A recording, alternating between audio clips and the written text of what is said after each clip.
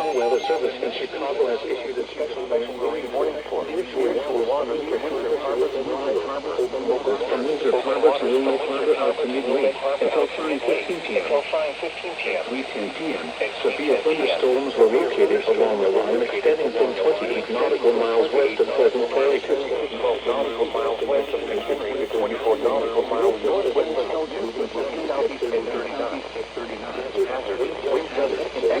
And large hail. Source, radar.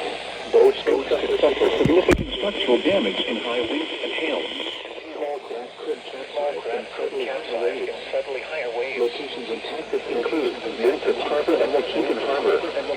Move for safe harbor until after this weather.